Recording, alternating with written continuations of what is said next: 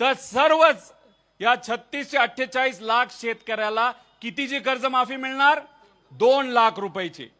मग तुम्हाला 50,000 रुपयाची कर्जमाफी पाहिजे का 2 लाख रुपयाची कर्जमाफी पाहिजे हे तुम्ही मला सांगा।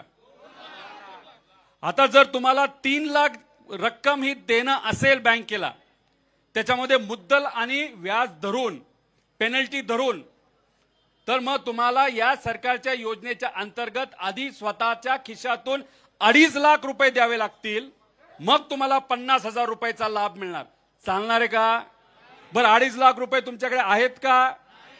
मग आज जर तुमच्याकडे पैसे नसतील, कारण का अवकाळी पावसामुळे तुमचं नुकसान झालंय, तुम्हाला तुमच्या भावाला भाव मिळालेला नाही उत्पादनाचा, कांद्याची काय परिस्थिती हे तुम्हाला माहिती, गेल्या 10 वर्षात कपाशीला भाव नाही, सोयाबीनला भाव नाही, कांद्याला भाव नाही, खताचे भाव वाढलेत का नाही वाढले? आता तुम्ही मला सांगा, सरकार आपल्याला काय सांगता, येत्या काळामध्ये पाऊस होणार आहे का हो? अल निनो आल्यामुळे या वर्षात जर पाऊस होणार नसेल तर येणारं एकही पीक तुमच्या हातामध्ये येणार आहे का? मग तुमचं घर चालणार आहे का? मग कसं चालणार तुमचं घर? कसा खर्च निघणार? तुमची मुलं जर कॉलेजमध्ये असतील त्याची फी कशी भरणार? मग ह्या सगळ्या अडचणीवर मात करायची असेल तर सरकारला आपण जी विनंती करत आहोत की 2019च्या कर्जमाफीला, या कर्जमाफीला तुम्ही जे जोडलेलं आहे ती अट पूर्णपणे काढण्यात यावी, ही आपली पहिली मागणी। ही योग्य आहे का नाही आहे? मग आज आणि पुढचे काही दिवस मी असेल, माझ्याबरोबर इथं काही लोक अन्नदात्यासाठी अन्न त्याग करणार आहेत। तर हे आंदोलन एका दोघासाठी नाही। इथं इलेक्शन आहे का? कुठे काय आपल्याला मतं मिळवायची आहेत का? पण ही अडचण शेतकऱ्याची आत्ता जर नाही सोडवली तर पुढचं वर्ष आपल्या शेतकऱ्याचं अतिशय अडचणीचं जाऊ शकतं, म्हणून हे आंदोलन आपण इथं करत आहोत। आणि ओटीएसच्या बाबतीत सुद्धा जी दुसरी अट आहे त्याच्यामध्ये सुद्धा 2019ला आपल्याला जोडण्यात आलेलं आहे, ते सुद्धा त्यांनी ती 2019ची अट काढण्यात यावी अशी आपण मागणी केली। कॅबिनेटमध्ये जेव्हा बैठक सुरू होती त्या बैठकीमध्ये एक अंतर्गतला पेपर कागद मीडिया समोर आपण आणला, त्या कागदावर काय लिहिलेलं आहे, या सगळ्या अटी जर टाकल्या तर आपल्याला 35,000 कोटी रुपये द्यावे लागणार नाही, आपल्याला बरेच कमी मिळू शकतात। त्यामुळे ही जी कर्जमाफी आहे ती कर्ज वसुली आहे, कर्जमाफी नाही, हे मात्र या ठिकाणी सिद्ध होतं। याचा विचार हा तुम्हा आपल्या सर्वांना त्या ठिकाणी करावा लागणार आहे। आणि जे रेग्युलर शेतकरी आहेत ज्यांनी वेळेवर पैसे आतापर्यंत भरलेले आहेत, जून महिन्यामध्ये कर्जमाफी होणार, ही कुठल्या महिन्यामध्ये डिक्लेअर झालं होतं? 8 ते 9 महिन्यापूर्वी, हो का नव्हतं? काही शेतकऱ्यांनी, काही नेत्यांनी, तुम्ही आपण सगळ्यांनी मिळून आंदोलन केलं, त्याला यश आलं, काही प्रमाणात सरकार झुकलं। बच्चू कडू आज सत्तेत आहेत, त्यांनी सुद्धा आंदोलन केलं होतं। जे शेतकरी नेते आहेत त्यांनी त्या ठिकाणी आंदोलन केलं होतं, त्याच्यामध्ये राजू शेट्टी असतील, अजितभाऊ नवले असतील, अजून असे बरेच काही नेते त्याच्यामध्ये आहेत। तर या सगळ्यांनी आंदोलन केल्यानंतर कर्जमाफी दिली, पण दुर्दैव असे ही फसवी कर्जमाफी दिली। आणि मग जे रेग्युलर शेतकरी त्यांना असं वाटलं कर्जमाफी आपली होणार आहे तर मार्च मध्ये पैसे नाही दिले तर चालतील, आणि मग कुठेतरी त्यांची कर्जमाफी त्या ठिकाणी कर्ज हे ड्यू न होता ते कुठेतरी त्या ठिकाणी पुढे गेलं। मग झालं असं की आता जे रेग्युलर शेतकरी आहेत त्यांच्यात कंडिशन काय टाकली, यांनी अट काय टाकली, 25-26 मध्ये त्यांनी ते रेग्युलर पाहिजे आणि 26-27 पर रेग्युलर पाहिजे। आता 26-27 सुरू झाले पण संपले का वर्ष? नाही संपलं। मग 26-27 हे वर्षाची अट टाकण्याचं कारण असं, जे रेग्युलर 14 लाख शेतकरी आहेत त्यांना आता या सरकारला पैसेच द्यायचे नाहीत, त्यांना नंतर कधीतरी त्या ठिकाणी पैसे द्यायचे। म्हणून आमचं म्हणणं आहे 2024-25 आणि 25-26 आणि 26-27 ची अट जी सरकारने टाकली आहे रेग्युलर शेतकऱ्याला, ज्याच्यामध्ये 14 लाख शेतकरी आहेत, ती अट सुद्धा त्या ठिकाणी काढण्यात यावी अशा आपल्या 3 प्रमुख मागण्या आहेत। आणि 50,000 रुपयापेक्षा जे रेग्युलर आहेत त्यांची 75,000 पर्यंत मदत जर सरकारकडून त्या ठिकाणी दिली गेली नाही तर वाढवली गेली, त्याचा फायदा हा आमच्या शेतकऱ्याला होईल। आता गेल्या वेळेस जेव्हा या भागामध्ये, या महाराष्ट्रामध्ये अतिवृष्टी झाली होती काय सरकार सांगितलं होतं 35,000 कोटी रुपये आम्ही शेतकऱ्याला देऊ. आले का तेवढे पैसे? हे दोन आमदार या भागातले आहेत. त्यांनी त्यांच्या मतदारसंघामध्ये लोकात जाऊन खूप सेवा केली. आम्ही सेवा केली. लोकात गेलो, लढलो, बोललो, सगळं झालं आणि आम्हाला सांगण्यात आलं की 35,000 कोटी रुपयाची मदत आम्ही देऊ. आम्ही म्हणत होतो हेक्टरी 50,000 द्या. 35,000पैकी 1 रुपया सुद्धा शेतकऱ्यापर्यंत येणार नाही. किती रुपये आतापर्यंत त्या योजनेच्या अंतर्गत दिले? जाहीर झालं 35,000 कोटी, दिले फक्त 13,000 कोटी. मग ह्याच्यामध्ये शेतकऱ्याची फसवणूक झाली का नाही झाली? जेव्हा केव्हा अटी टाकल्या जातात त्याचं नुकसान हे शेतकऱ्याला सोसावं लागतं, भोगावं लागतं. म्हणून हे आंदोलन इथं करत आहोत. आणि काय सांगितलं होतं तेव्हा त्यावेळेचे मुख्यमंत्री साहेब आणि आत्ताचे पण मुख्यमंत्री साहेब की विमा कंपन्याकडनं प्रत्येकाला 17,000 रुपये आम्ही देऊ. आले का विम्याचे 1 तरी रुपया?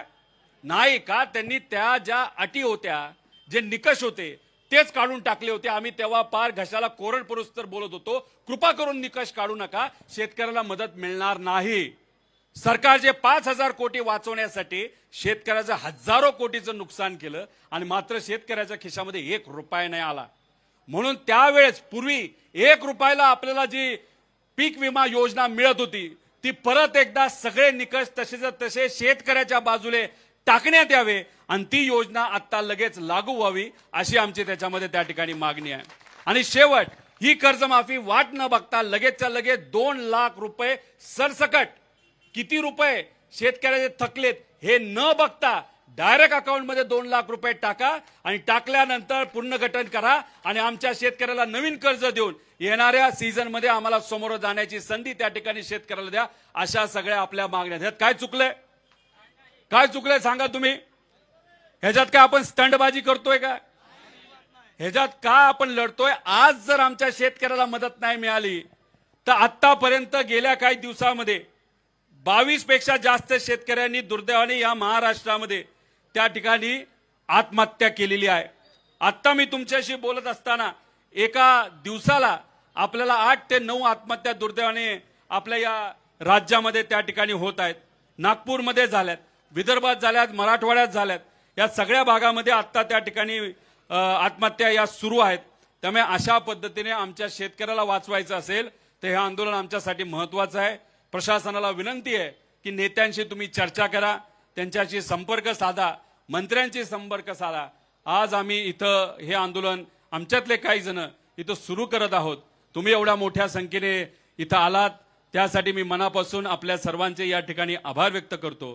त्याच्याचबरोबर मी या मीडियाच्या मदतीने महाराष्ट्राचे तमाम शेतकरी नेते, सत्तेतले नेते, विरोधातले नेते, सामान्य लोक या सगळ्यांना मी आव्हान करतो की शेतकऱ्याला पाठबळ देण्यासाठी, पाठिंबा देण्यासाठी आपण जमेल तसं या आंदोलनाला त्या ठिकाणी यावं. त्याच्याचबरोबर ज्या शेतकऱ्याला इथं येता येत नसेल, आपल्याला सिस्टमच्या विरोधात लढायचं असेल तर मग आपल्याला आपल्या गावात, तालुक्यात, जिल्ह्यात सुद्धा अशा पद्धतीने आंदोलन करावं लागेल. कारण आपण आपल्यासाठी लढलो नाही तर मग उद्या जाऊन अडचणी आपल्यालाच राहणार आहेत. नेत्याला काही फरक पडत नाही. नेत्यांची मुलं चांगल्या कॉलेजमध्ये, चांगल्या शाळेमध्ये शिकतात. मोठ्या मोठ्या व्यावसायिकांना काही फरक पडत नाहीत. त्यांचं सगळं बरं चाललेलं आहे. एखाद दुसरा महिना त्यांचा वाईट जाईल पण वर्ष त्यांचं चांगलं जाणार आहे. पण येणारा पाऊस काळ खराब असल्यामुळे तुमचं अख्खं वर्ष नाही, पुढचे 2 वर्ष खराब जाणार आहेत. त्यामुळे या कर्जमाफीचा पूर्णपणे 2 लाखाचा लाभ प्रत्येक शेतकऱ्याला जर मिळाला नाही तर तुम्हाला म्हणजे शेतकऱ्याला खूप मोठी अडचण ही सोसावी त्या ठिकाणी लागणार आहेत. म्हणून आपल्या सर्वांना सांगतो की हे आंदोलन आपल्या सर्वांसाठी अतिशय महत्वाचं आहे आणि तुमच्या सर्वांच्या साक्षीने, विठोबारायाच्या आशीर्वादाने, सर्व संत श्रेष्ठांच्या आशीर्वादाने, सर्व महामानवांच्या आशीर्वादाने, माझ्या आई वडिलांच्या आशीर्वादाने, माझ्या परिवाराच्या पाठिंब्याने व सर्वसामान्य लोकांच्या पाठिंब्याने हे आंदोलन आत्ता आपल्या सर्वांच्या उपस्थितीमध्ये, त्याच्याचबरोबर 4 जून पासून आत्तापर्यंत कर्जबाजारी जे शेतकरी होते आणि दुर्दैव कर्जबाजारी असल्यामुळे ज्या ज्या शेतकऱ्यांनी आत्महत्या केली, आपल्या परिवाराला त्या ठिकाणी सोडलं, ज्याच्यामध्ये नारायणभाई धोटे असतील नागपूर, त्याच्याबद्दल सुखदेवभाऊ पाटोड असतील, लताताई गायकवाड असतील, खुशालभाऊ खंडाईत असतील, त्याच्याचबरोबर गजाननभाऊ राठोड असतील, नागरामभाऊ राठोड असतील, संजयभाऊ साळवे असतील, दशरथ भाऊ चव्हाण असतील, विनोद भाऊ शिंदे असतील, विश्वास भाऊ क्षीरसागर असतील, बाळकृष्ण भाऊ खडसे असतील व इतरही सर्व शेतकरी, त्यांना मी आदरांजली त्या ठिकाणी वाहतो आणि प्रत्येक शेतकऱ्याला विनंती करतो, आपला परिवार आपल्यासाठी महत्वाचा आहे. या सरकारला जाग्यावर आपण सर्वजण आणू, गुडघ्यावर आणू आणि तुम्हाला सरसकट कर्जमाफी देण्यासाठी या सरकारला सांगू. त्यामुळे कृपा करून कुणीही आत्महत्या त्या ठिकाणी करू नये. यांना आदरांजली सगळ्यांना वाहून आणि तुमच्या सगळ्यांच्या आशीर्वादाने, पाठिंब्याने, महाराष्ट्राच्या तमाम लोकांच्या पाठिंब्याने, तसंच महाराष्ट्र धर्म टिकवण्यासाठी विठुरायाच्या या पावनभूमीमध्ये आत्तापासून मी आमच्या अन्नदात्यासाठी अन्नत्याग आंदोलन इथं सुरू करत आहे. आता सरकारकडे खरं तर निर्णय गेलेला आहे की या आंदोलनाला असंच वाढवत ठेवायचं, शेतकऱ्याला असंच अडचणीत त्या ठिकाणी ठेवायचं का आमच्या अन्नदात्याला त्या ठिकाणी सहकार्य करायचं. त्यामुळे सरकारने या बाबतीतचा योग्य असा विचार तिथं करावा अशी मी विनंती या सरकारला करतो. त्यामुळे 36 लाख शेतकऱ्यांच्या वतीने आणि शेतकऱ्याला न्याय मिळाला तरच मजुराला न्याय मिळणार आहे, ग्रामीण अर्थव्यवस्थेला न्याय मिळणार आहे. ग्रामीण अर्थव्यवस्था चांगली राहिली तरच शहराची अर्थव्यवस्था ही चांगली राहणार आहे, तरच देशाची आणि राज्याची अर्थव्यवस्था चांगली राहणार आहे. त्यामुळे हे आंदोलन हे अख्ख्या महाराष्ट्राचं आहे, सामान्य लोकांचं आहे आणि या आंदोलनामध्ये आमच्याबरोबर अनेक लोक सहभाग घेत आहेत. जे सहभाग घेतात त्यांचं मी मनापासून आभार व्यक्त करतो. या स्टेजवर जे माझ्याबरोबर पुढचे काही दिवस इथं अन्नत्याग आंदोलन करणार आहेत त्यांनीच कृपा करून, म्हणजे मोठे नेते सोडून जे कोणी इथे माझ्याबरोबर आंदोलन करणार आहेत, जे उपोषण करणार आहेत, अन्नत्याग करणार आहेत, त्यांनी या व्यासपीठावर त्या ठिकाणी थांबावं. त्याच्याचबरोबर आपल्याला आध्यात्मिक मार्गदर्शन करण्यासाठी इथं काही हबप महाराज इथं आलेले आहेत, त्यांचं मी मनापासून स्वागत करतो. त्यांनी केलेलं मार्गदर्शन आमच्या सर्वांसाठीच प्रेरणादायी इथं असेल. सर्व इथं असणाऱ्या मीडियाचे मी आभार व्यक्त करतो. तुम्ही सहकार्य करतात, तुम्ही हा विषय लोकांपर्यंत नेता, सरकारपर्यंत नेता, म्हणून कुठे ना कुठेतरी सामान्य लोकांचा फायदा होतो. काही दिवसांपूर्वी लातूर मध्ये असणाऱ्या एका शेतकऱ्याकडे बैल नसल्यामुळे स्वतःच्या पत्नीला नांगर तिथं ओढावा लागलं. ठीक आहे, मीडियाली बातमी केली, विरोधकांनी त्याच्यावर बोललं म्हणून सरकारने दुसऱ्या दिवशी एक बैल दिला, पण दुर्दैव असं ते बैल सुद्धा आजारी दिला. तो इतका आजारी होता की शेतकऱ्याकडे पैसे नसताना सुद्धा बाहेरून पैसा घेऊन त्याला डॉक्टरचे पैसे भरावे लागले. म्हणजे स्वतःच्याच खिशातून दिलेल्या बैलाला नीट करण्यासाठी पैसा गेला. जसा तो बैल आजारी आहे तशीच ही कर्जमाफी सुद्धा आजारी आहे.